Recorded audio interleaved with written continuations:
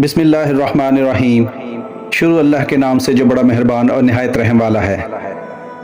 جب حضرت آدم علیہ السلام بہشت سے زمین پر تشریف لائے تو بارگاہ الہی میں عرض کیا کہ خدایا، میں یہاں نہ تو ملائکہ کی تسبیح و تکبیر سن سکتا ہوں اور نہ کوئی عبادت گاہ دیکھتا ہوں، جیسا کہ آسمان میں بیت المعمور دیکھتا تھا جس کے ارد گرد ملائکہ طواف کرتے تھے۔ جواب الہی آیا کہ جاؤ، جہاں ہم نشان بتائیں وہاں کعبہ بنا کر اس کے گرد طواف بھی کر لو اور اس کی طرف نماز بھی ادا کرو۔ حضرت جبرائیل علیہ السلام ان کی رہبری کے لیے ان کے ساتھ چل پڑے اور انہیں وہاں لائے جہاں سے زمین بنی تھی، یعنی جس جگہ پر جھاگ پیدا ہوا تھا، اور پھر وہیں جھاگ پھیل کر پوری زمین بنی۔ حضرت جبرائیل علیہ السلام نے اپنا پر مار کر 7ویں زمین تک بنیاد ڈال دی، جس کو ملائکہ نے 5 پہاڑوں کے پتھروں سے بھرا: کوہ لبنان، کوہ طور، کوہ جودی، ہیرا اور طور زیتا۔ بنیاد بھر کر نشان کے لیے چاروں طرف کی دیواریں اٹھا دی۔ اس طرح آدم علیہ السلام نماز پڑھتے رہے اور ان کا طواف بھی کرتے رہے۔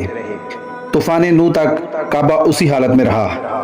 اس وقت وہ عمارت تو آسمان پر اٹھا لی گئی اور یہ کعبہ کی جگہ اونچے ٹیلے کی طرح رہ گئی، مگر لوگ پھر بھی برکت کے لیے یہاں آتے تھے اور آ کر دعا مانگتے تھے۔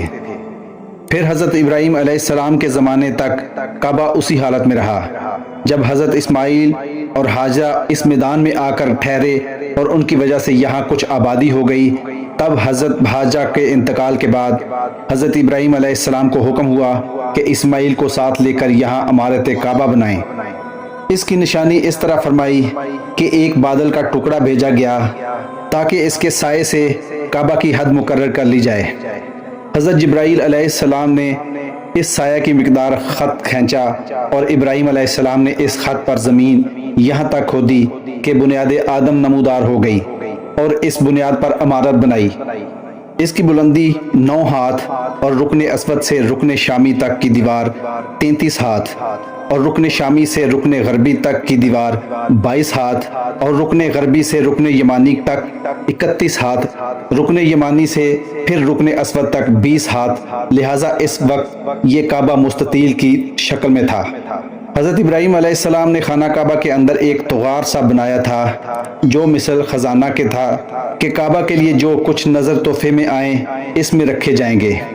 اس کے دروازے 2 تھے، ایک داخل ہونے کا، دوسرا نکلنے کا، اور کعبہ بنانے والے خلیل تھے اور ان کو گار اور پتھر اٹھا کر دینے والے اسماعیل علیہ السلام، اور اس عمارت میں 3 پہاڑوں کے پتھر لائے گئے۔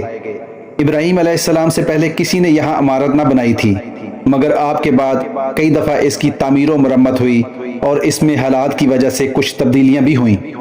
مثلاً اس کی اونچائی دگنی کر دی گئی، دروازہ 2 کی بجائے 1، اور اس کا رقبہ بھی کم کر دیا گیا، لیکن بعد میں پھر اسے پرانے رقبے میں ہی تعمیر کیا گیا۔ دوستو، ویڈیو اچھی لگی ہو تو چینل کو سبسکرائب ضرور کیجیے گا۔ اللہ تعالیٰ آپ کا حامی و ناصر ہو۔